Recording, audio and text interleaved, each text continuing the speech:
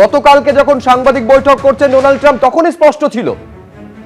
দেখো, একবারই গতকালই স্পষ্ট ছিল এবং আজকেও আবার তিনি সেই হুঁশিয়ারি দিয়েছেন যে ইরানের সভ্যতাকে তিনি ধ্বংস করে দেবেন এবং সেটার জন্য সময়সীমা কালকেই তিনি বেঁধে দিয়েছিলেন ভারতীয় সময়সীমা অনুযায়ী আজ রাত ভোর 5:30।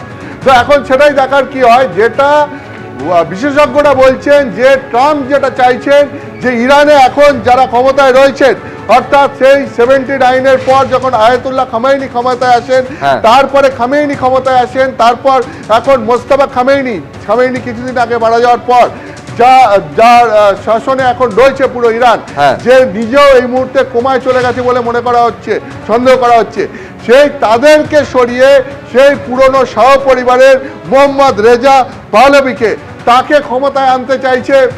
এইটা অনেকে মনে করছেন যে আমেরিকার উদ্দেশ্য হচ্ছে এইটা।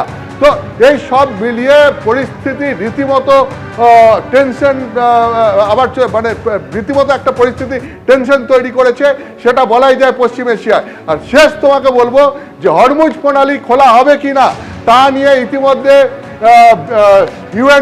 ইউএনের মধ্যে আলোচনা শুরু হয়েছে, কিন্তু ইউনাইটেড নেশনসের এই আলোচনায় হরমুজ প্রণালী জোর করে যাতে খোলা না হয় তার জন্য ইতিমধ্যে ইরানের পাশে দাঁড়িয়েছে চীন, রাশিয়া এবং ফ্রান্স। ভারতের পক্ষে সবথেকে উদ্বেগের বিষয় বা চিন্তার বিষয় হচ্ছে হরমুজ প্রণালী কবে খোলা হবে তা নিয়ে। তার কারণ হরমুজ প্রণালী দিয়ে ভারতবর্ষে যে তেল আসে তার একটা বড় অংশ হরমুজ প্রণালী দিয়ে আসে।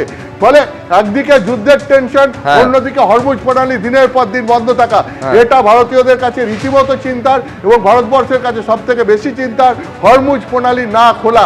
ফলে গোটাটাই নির্ভর করছে আগামী, যেটা মনে করা হচ্ছে আগামী 2-3 দিনে কি হবে তার উপর।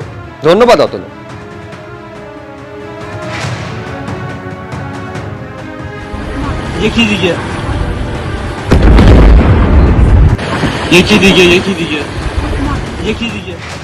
ইরানকে নিশ্চিহ্ন করার হুঁশিয়ারি ডোনাল্ড ট্রাম্পের, সতর্কতা জারি করল ভারত।